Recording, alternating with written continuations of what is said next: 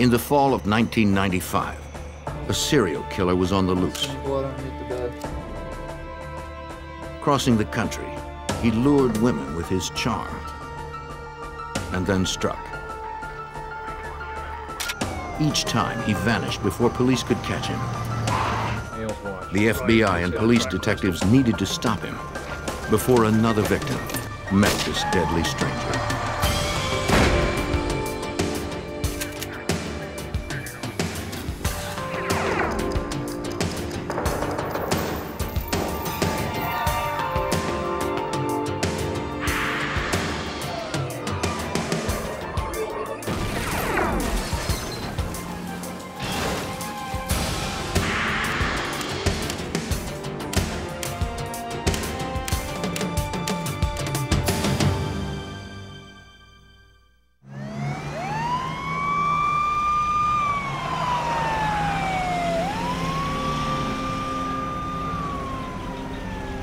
In the early morning hours of September 29, 1995, the Los Angeles Fire Department responded to a vehicle fire at a hospital in Van Nuys.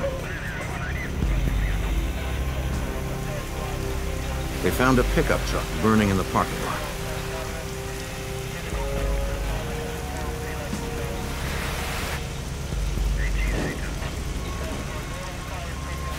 When the flames were extinguished, they found human remains. Firemen contacted the Arson and Homicide Division of the Los Angeles Police Department. Homicide detectives responded to the scene and were briefed by uniformed officers already there.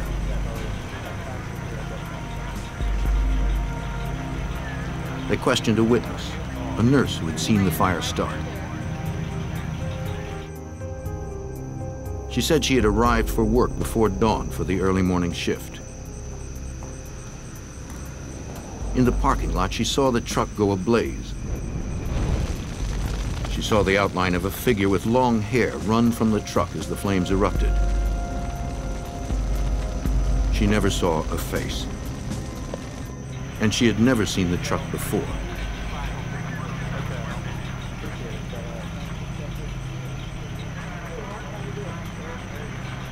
Investigators inspected the vehicle.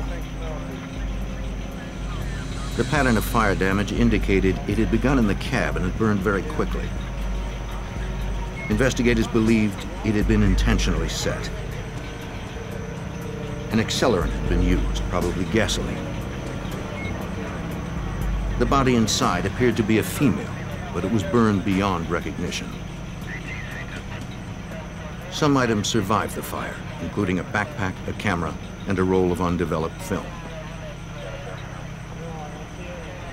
Technicians recovered several documents that bore the name Sandra Gallagher.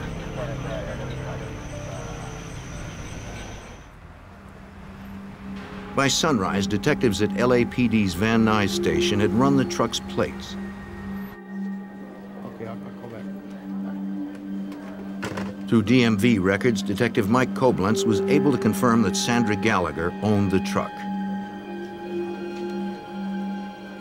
We'd done some work at the office and learned that she was in fact married to an individual, Steve, who lived in the Los Angeles area.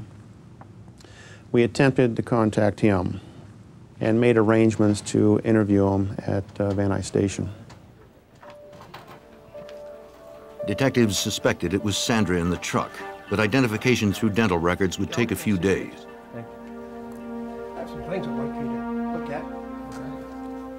See if you can tell me if they recognize. Since the body was too damaged to identify, detectives asked Stephen Gallagher to look through the recovered evidence.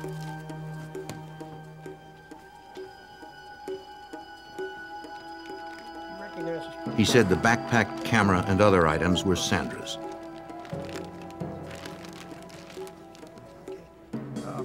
The police department had developed a roll of film which survived the fire. Stephen identified his wife in the pictures. Most married homicide victims are killed by their husbands. We were having a few problems. Detectives asked Stephen about his relationship with Sandra. There's a lot of domestic violence and spousal abuse that goes on, so it's just a direction to go to initially. In our case, as it related to Sandra Gallagher, once again, we wanted to eliminate the husband as a suspect and determine a little bit more about our victim, Sandra. Stephen said he had seen his wife on September 28th, the day before the truck fire. That day, the couple had met for lunch. He and Sandra were experiencing marital problems, and they'd spent the last couple of nights apart. They had talked about reconciling. Who's that guy I saw at the bar with the other night? The big guy in the leather jacket? But things were still strained between them. That's none of your business, okay? Stephen told detectives he last saw Sandra around 2 p.m., though he heard from his wife later that evening.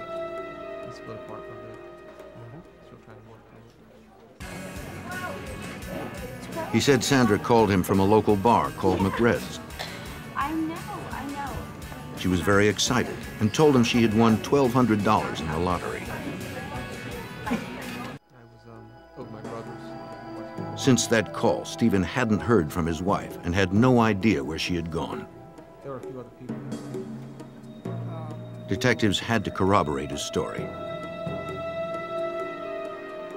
Once she mentioned the bar McRed's, that was our direction. We wanted to get in there, find out who was the bartender, who the owner was, who was there that particular evening, and who could identify some photos of Sandra that we'd gathered from the truck.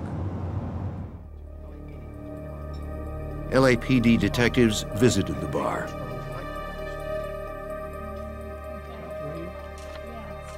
When shown a photo of Sandra Gallagher, the bartender recognized the woman.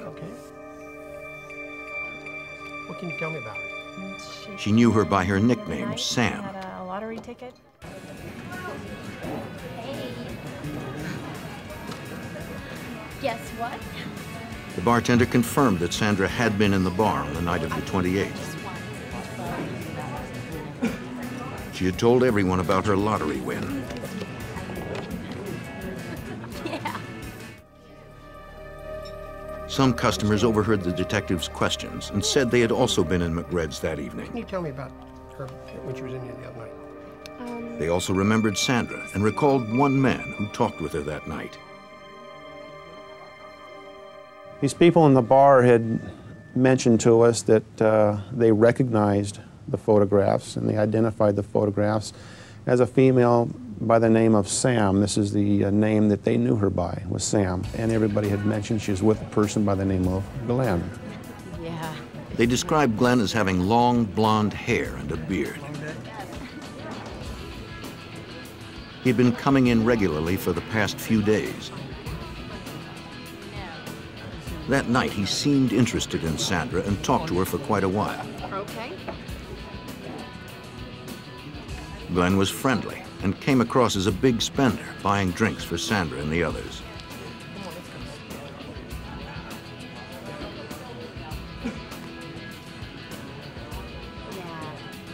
When the bar closed, Glenn had asked Sandra for a ride home.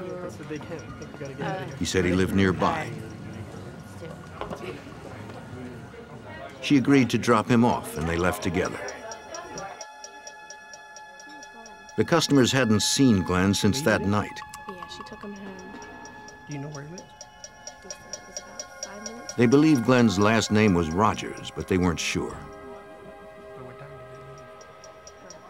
Their description of him matched the one of the man seen fleeing the burning truck. If you think of anything else, please call me.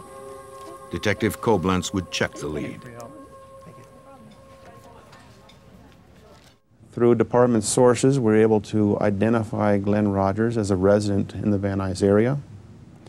And we were able to obtain photographs of Mr. Rogers. These photographs, in the next day or two, were shown to various witnesses at the bar in the form of a photo lineup.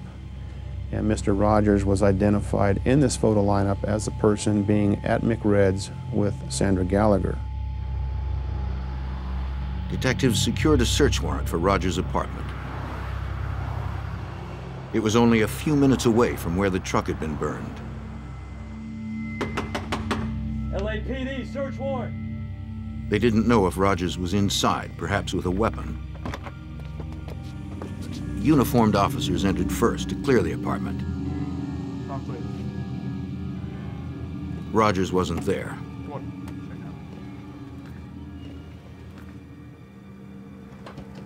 It looked like Rogers had cleared out in a hurry.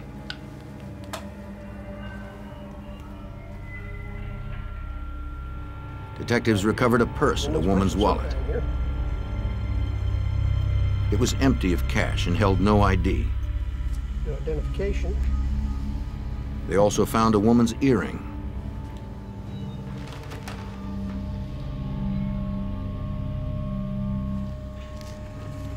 The earring became significant in that her husband, Steve Gallagher, identified that earring as one that he had purchased as a pair for his wife a couple months earlier.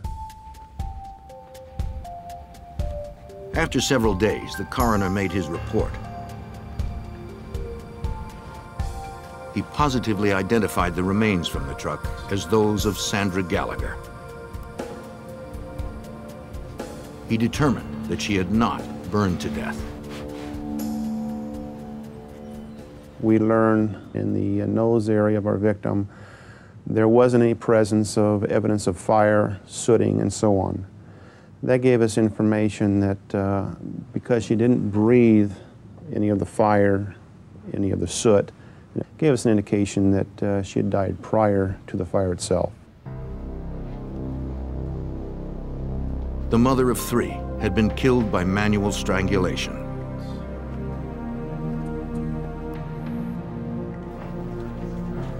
Los Angeles detectives charged Glenn Rogers with Sandra Gallagher's murder and issued a warrant for his arrest.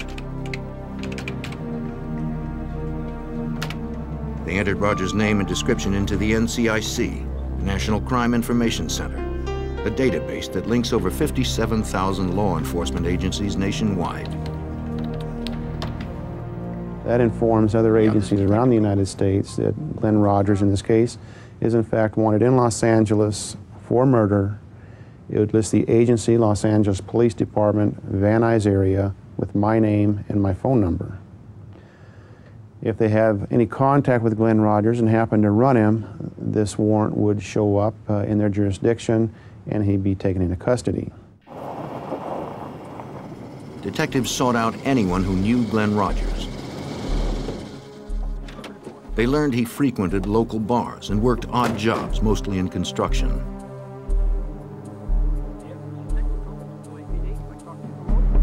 They visited several job sites, interviewing his friends and co-workers.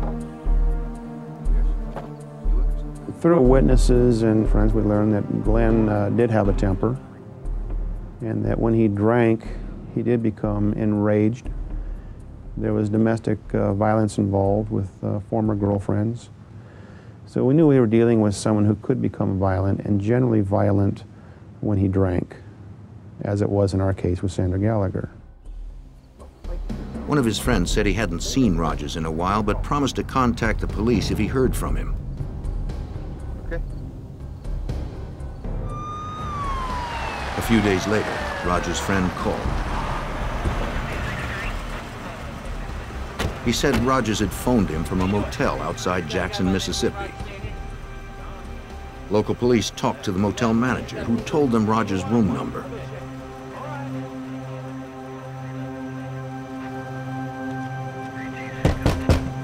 Police, open up!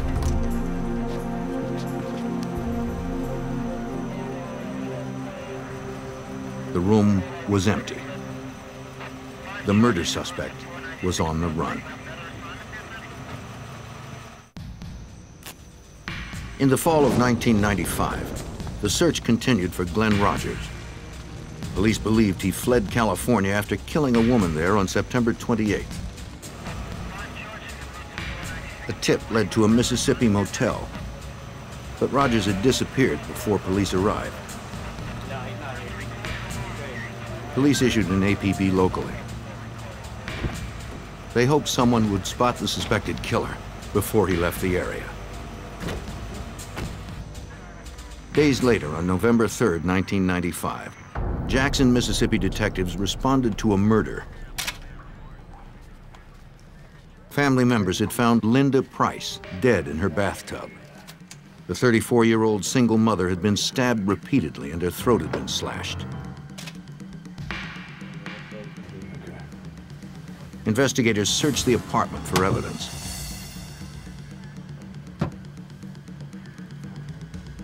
Technicians photographed the scene and lifted numerous latent fingerprints. They found no murder weapon. No valuables seemed to be missing.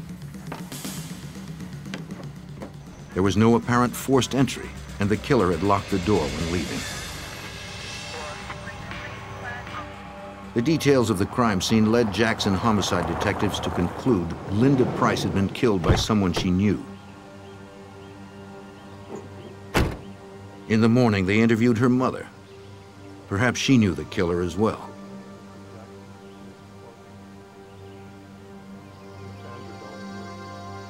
She said her daughter had a new boyfriend. His name was Glenn Rogers.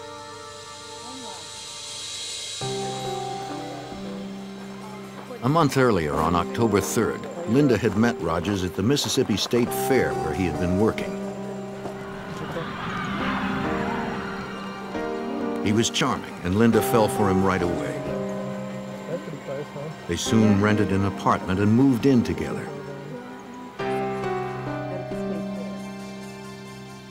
At first, Linda seemed happier than ever, but recently she wondered if she'd made a mistake. She told her mother that Rogers had a bad temper and she feared his mood swings.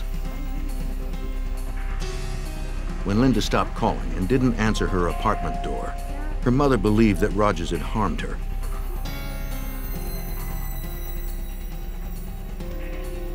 Again, Rogers was nowhere to be found. Jackson detectives believed he had left the area.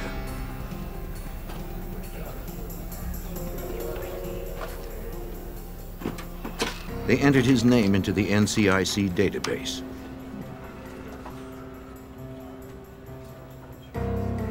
Learning Rogers was wanted for murder in California, they contacted Detective Mike Koblenz in Los Angeles.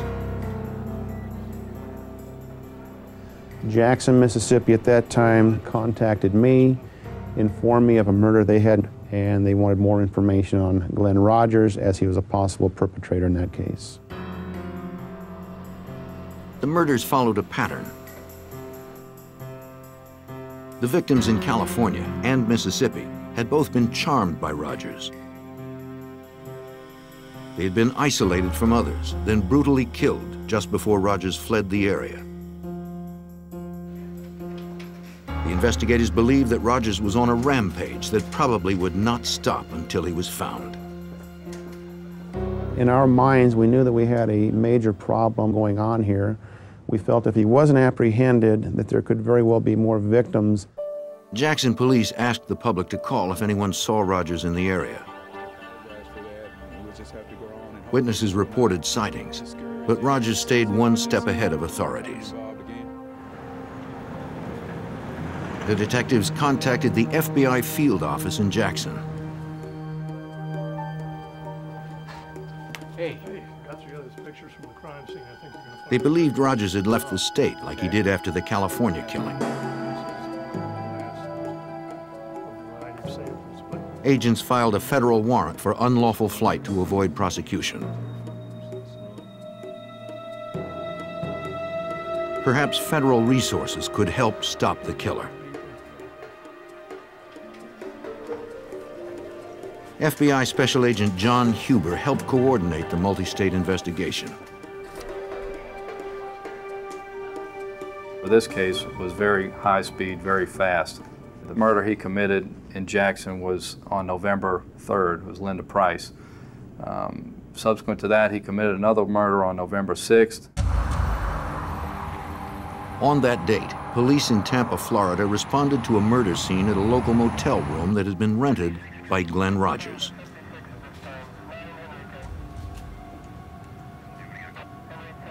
Like Linda Price, the young woman lay dead in the bathtub, stabbed in the back, chest, and wrist. There was no ID of the woman in the room, but investigators noted a tattoo of a cross on her shoulder. Her jeans and shoes were piled near the toilet. A bracelet was found in the sink.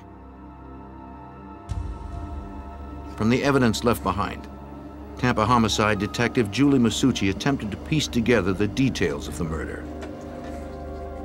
When we removed the clothing, it appeared that she had been stabbed through the clothing, which means that she was never undressed.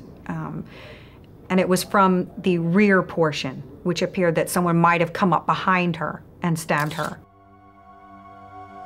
The shoes had blood spots on the top, indicating she had them on and was standing when she was attacked. Under her body was a man's watch. Investigators believed it belonged to the killer. It was significant that she was placed in a bathtub and that it appeared that someone tried to clean up any evidence that they left behind. We had found towels to indicate someone had wiped up blood off of a floor. It appeared that the bathtub water had been run to try and clean up any evidence that was left behind. The detective interviewed the housekeeper who discovered the body. That morning, she had been making her daily rounds just after checkout time.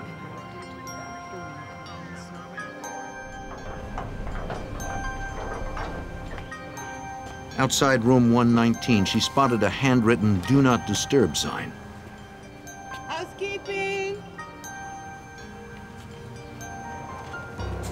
She said she didn't clean the room the day before because she saw the sign and wanted to respect the privacy of the people staying there. On this day, the occupants were scheduled to have checked out.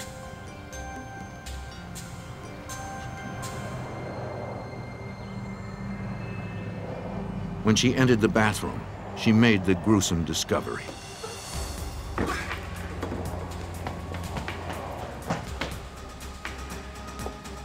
Detectives asked the motel manager if she knew about the people staying in room 119.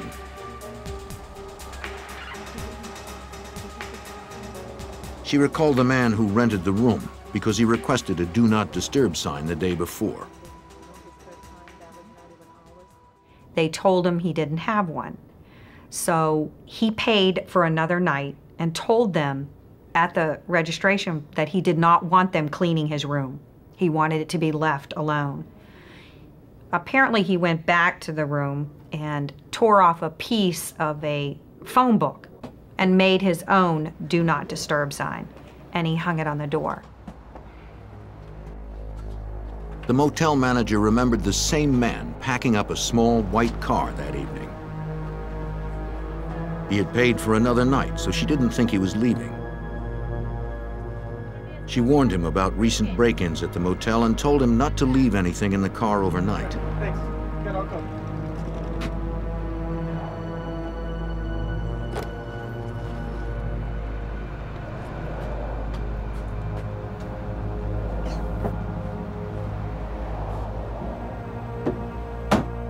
The detectives checked the office records, finding the registration card for room 119. It had Glenn Rogers' name and signature on it. Technicians would later recover prints matching Rogers from the card. Detective Masucci ran a computer check and saw the California and Mississippi murder warrants. She contacted the other agencies and the FBI. Then we started to realize very quickly into the investigation that there was a possibility that this man, Mr. Glenn Rogers, was a serial killer. The investigators knew who the killer was, but Tampa detectives still had not identified the female victim. She remained at the morgue as Jane Doe. If they could identify her, it might help them find the man who had killed her and at least 2 others. In the fall of 1995, after linking murders in California, Mississippi, and Florida to one man, the FBI and local detectives searched for accused serial killer Glenn Rogers. The latest victim had been found in a Tampa motel room. She was still unidentified. Responding to media coverage, a woman whose daughter had been missing for 2 days came forward. She positively identified the body of her daughter, Tina Marie Cribbs. Tina had 2 children of her own. Tina's mother told Detective Julie Masucci about her daughter's last day.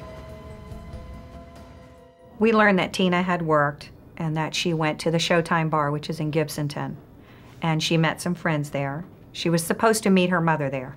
Apparently it's like a family bar where a lot of people go and there's televisions in there and they just go and gather and talk. Detectives visited the Showtime bar. The bartender said she knew Tina and her mother. She confirmed that Tina had been in the bar on November 5th. The bartender also remembered that a man named Glenn was there the same night. How you nice ladies doing? He talked with Tina and the others. He bought a round of drinks with a $100 bill. The bartender said the man was very friendly and won Tina over quickly. She started talking to a gentleman that was... Eventually, he asked Tina for a ride home.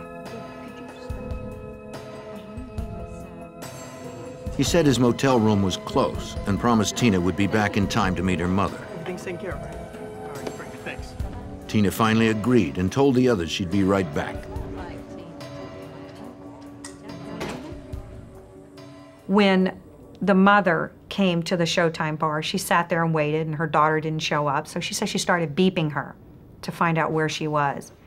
And she said that she had such a close-knit relationship with her daughter that she immediately knew something was wrong when she didn't answer her pages. Detective Masucci also learned that Tina owned a white Ford Festiva, the same kind of car the Tampa motel manager had seen Rogers packing with suitcases. She updated the NCIC report on Rogers, adding the Festiva and its license plate number to the fugitive's information.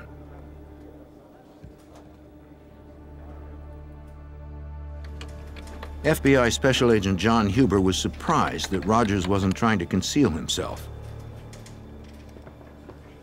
Glenn Rogers seemed to not care if he would get caught or had no fear of the law. He would always use his real name when dealing with people and checking into motels. He would drive cars that weren't stolen, either belonged to the victim, which he could easily be linked to, or his own vehicle. He didn't seem to care. If people knew what was happening, he wasn't trying to hide. The search for the serial killer hit the news. TV stations across the Southeast broadcast pictures of Rogers, asking anyone spotting him to call authorities.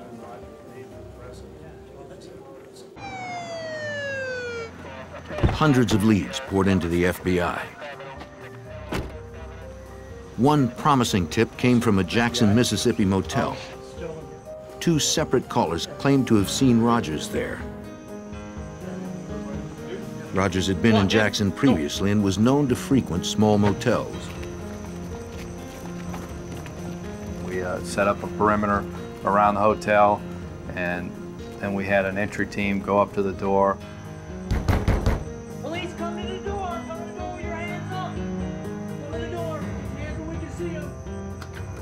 Take your hands! It's the wall! It's the wall! Agents were cautious until they could identify the man. Put that on the wall! Where is it? It's the wall.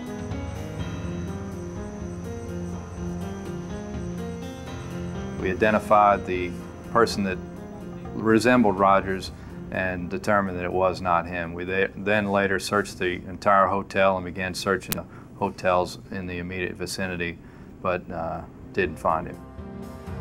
It was very important in this case to apprehend this individual as soon as possible, because based on his history, he was going to continue to kill until he was apprehended.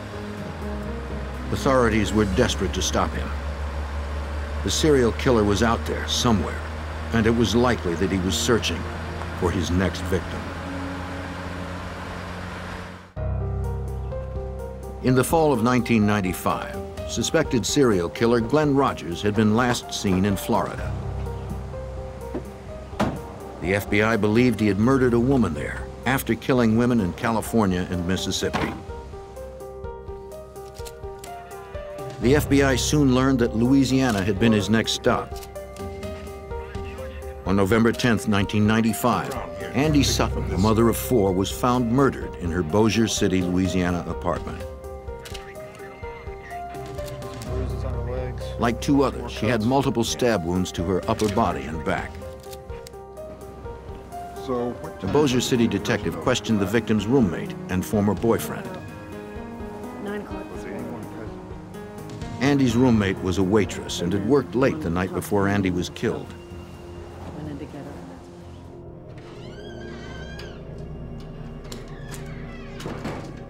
When she returned home in the early morning hours, she heard the bedroom door close. She assumed it was Andy and her new boyfriend, Glenn Rogers, in the apartment's 1-bedroom. Blankets had been left on the couch, and so she slept there.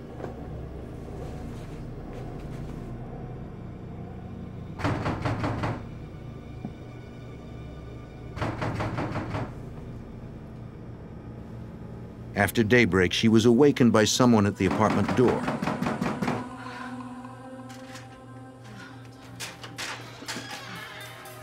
Would you tell Andy I'm here? It was Andy's ex-boyfriend. No, I'm sorry. I'm here now. I'd like to see Andy. He wanted to talk to Andy. I don't care. I'd still like to see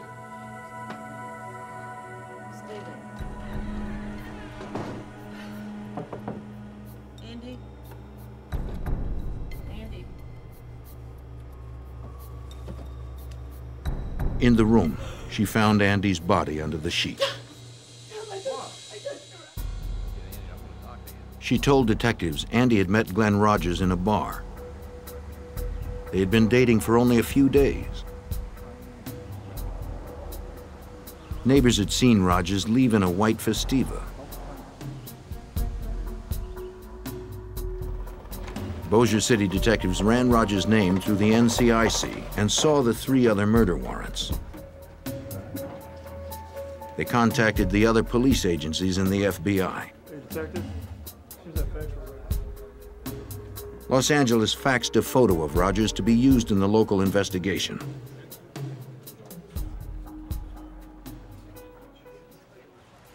Louisiana television stations picked up the story. Viewers were asked to be on the lookout for Rogers, but they were warned not to approach the deadly fugitive.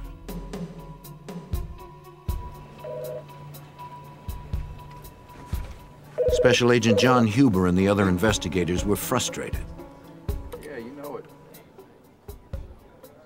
Rogers was killing people faster than we could investigate where he was. It was just a kind of a time game, and he was killing people faster than we could apprehend him. Hey guys, look at The FBI and local detectives believed Rogers murdered 4 women in 6 weeks. After each killing, Rogers had fled the state. Let's try to focus. The locations he chose were random. Let's try to focus in over here. Despite their best efforts, investigators couldn't keep up. They needed to spread the description of Rogers and his vehicle across the country. Let's start off with Agents sent requests to truckers over their CBs to be on the lookout for a white Ford Festiva. They posted wanted flyers in truck stops and rest areas. we're not really sure where he's going to be going next. That's why They held press conferences to get Rogers' photo out to the public. And Gallagher will pass some of this out. They wanted to warn potential victims and hoped someone would spot the killer. We have already.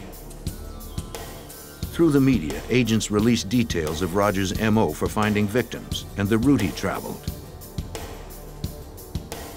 Gallagher was viciously raped and murdered. The FBI began the process of adding Rogers to their 10 most wanted list. 1996. At the rear of a convalescent. Getting someone on the 10 most wanted list increases the amount of resources that the Bureau puts into a case. It also increases the amount of media attention that's also worked into a case.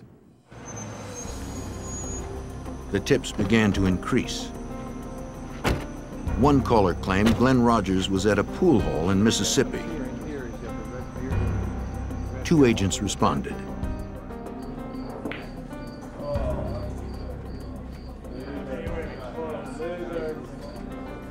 One of the pitfalls of an intense media campaign are the many false sightings that well-intentioned citizens call in.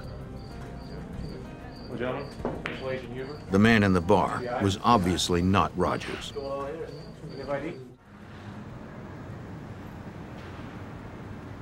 The investigators tried to predict Rogers' next move and focus their search.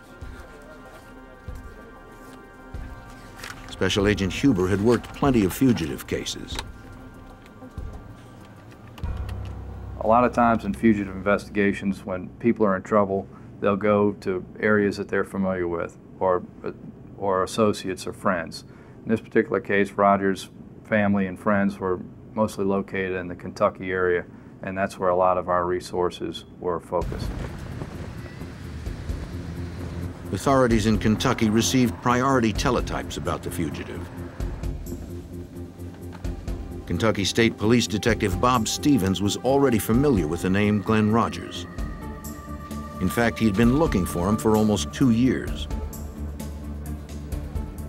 Rogers was wanted for questioning in the disappearance and possible murder of his housemate, 71-year-old Mark Peters.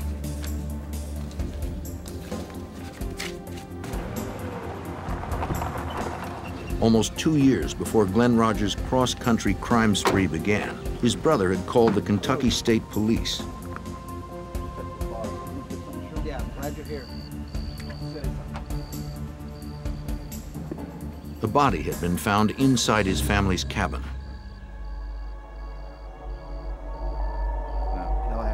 Police believed it was Mark Peters.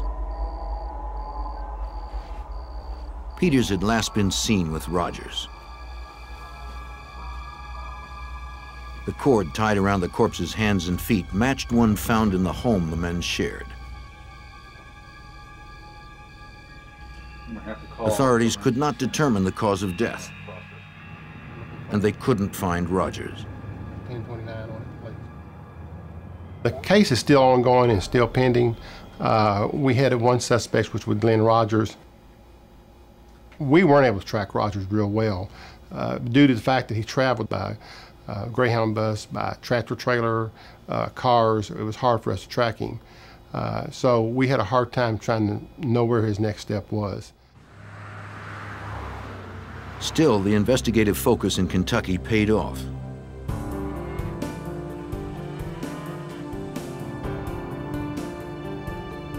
On November 13, 1995, Glenn Rogers visited one of his relatives in Lee County, Kentucky.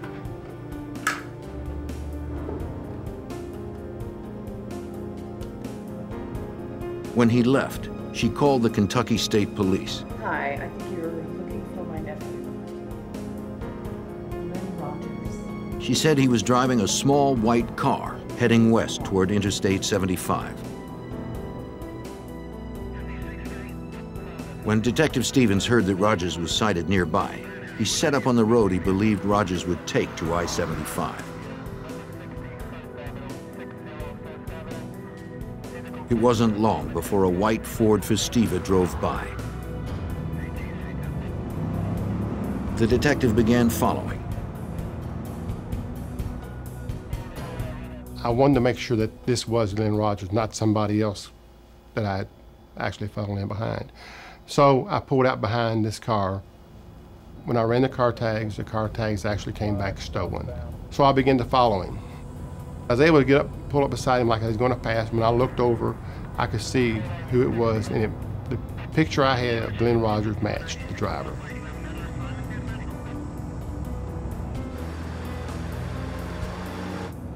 The detective requested backup. A local police officer was parked nearby. He joined the slow pursuit. They followed Rogers for a distance. I think he was kind of watching me, and I was watching him. And I think by then he must have pretty much figured out that he had a police officer behind him. So we pulled up to a stoplight, and he ran the stoplight and pretty much ran some people off the road as he was going through the stoplight. I fell in behind him at that time and activated my emergency equipment.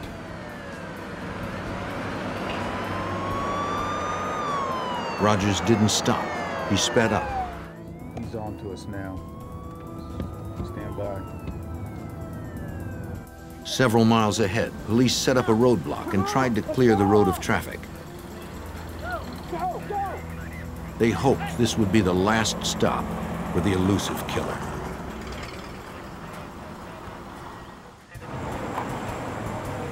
On November 13th, 1995, Kentucky State Police set up a roadblock in an effort to apprehend suspected serial killer Glenn Rogers.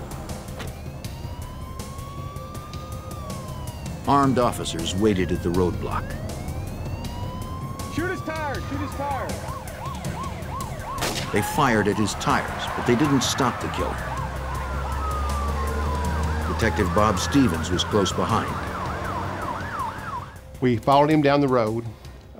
He had run several cars off the highway, ran a school bus off the highway. He was driving on the wrong side of the highway. And so it was determined that he had to be stopped. Sergeant Barnes was able to get up the other side of him, and when he came back, he tapped him, spun him out of the highway, off the highway into a ditch. They didn't know if the fugitive was armed. When I first approached the car, and I was one of the first ones to approach the car, you could see that he looked very upset, very aggravated that he was in the custody. He was very defiant and just didn't want to be taken into custody at that time.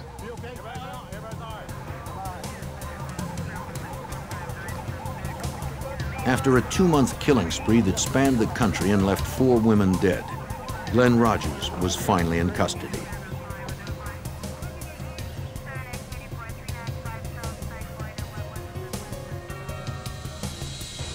The vehicle identification number of the white Festiva confirmed the car belonged to Tina Marie Cribbs, the victim in Florida.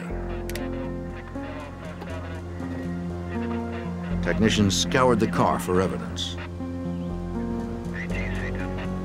They found shorts with blood on them, a blanket, and a woman's purse. These and other items linked Rogers to the murders in Mississippi, Louisiana, and Florida.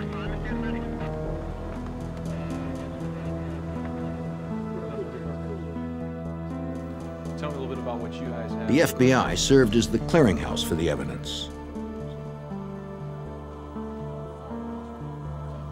FBI agents and detectives from 5 states met in Kentucky to outline the case.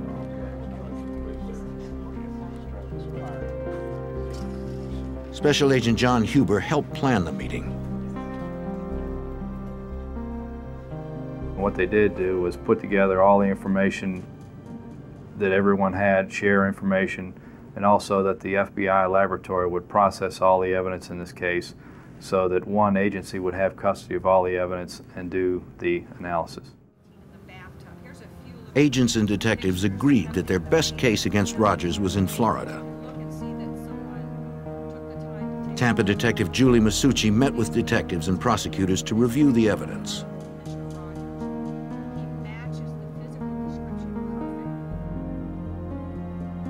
They believe the watch found in the tub with the victim belonged to Rogers. A photograph of Rogers with Mississippi victim Linda Price revealed he wore that type of watch. Detective Masucci was confident in her case due to the physical evidence implicating Rogers. We had Tina Cribbs' car that he was apprehended in. We had some shorts that belonged to him that had some of Tina Cribbs' DNA on them. The registration slip that Mr. Rogers signed himself, fingerprints that were found inside of motel room number 119, where the victim was found, and miscellaneous items that were found inside of the car when he was apprehended. On July 11th, 1997, almost 2 years after the murder of Tina Marie Cribbs in a Tampa motel room, Glenn Rogers was convicted of first-degree murder and later sentenced to death in Florida. 2 years later, Rogers was extradited to Los Angeles to stand trial for the strangulation death of Sandra Gallagher, whose body was burned in a truck fire. She poured over the victim's body and in the cab of the truck. He was seen... Prosecutors outlined the victim's final hours for the jury.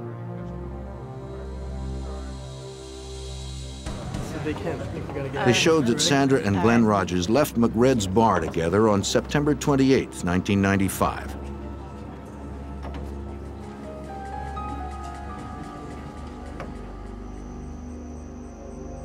At some point, there was a struggle, perhaps as Rogers made an unwanted sexual advance. He strangled her, crushing her windpipe.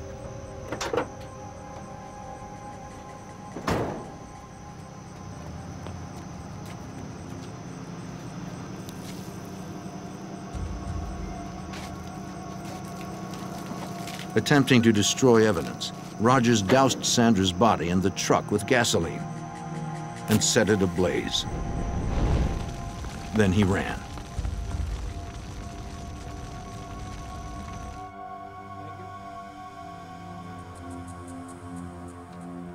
On July 16, 1999, a jury again found Glenn Rogers guilty of murder.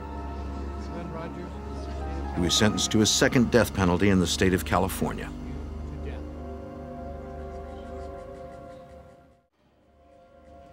Los Angeles detective Mike Koblenz was impressed by the nationwide partnership of everyone involved in the hunt for Rogers.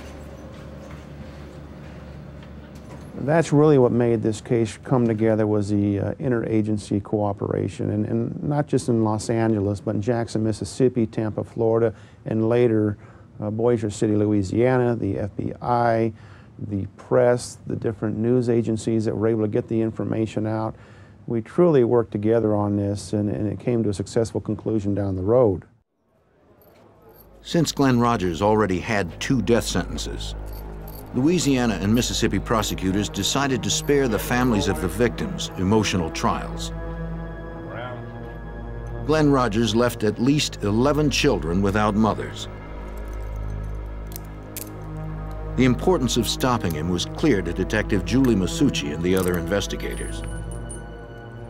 As a woman, not as a detective, not as a police officer, but as a female, I think that there should be a lot of women that feel safe that he's off of the streets. He had no regard for human life. He had no regard for the feelings of the families that are left behind. He didn't care. And I'm happy that he's behind bars. And I'm happy that he'll never step foot outside of a prison system that he could put other females at risk. Investigators suspect Rogers is responsible for more unsolved murders. He told family members during his rampage that he had killed dozens. Authorities continue to pursue those unsolved murders to close the cases that can be linked to Glenn Rogers.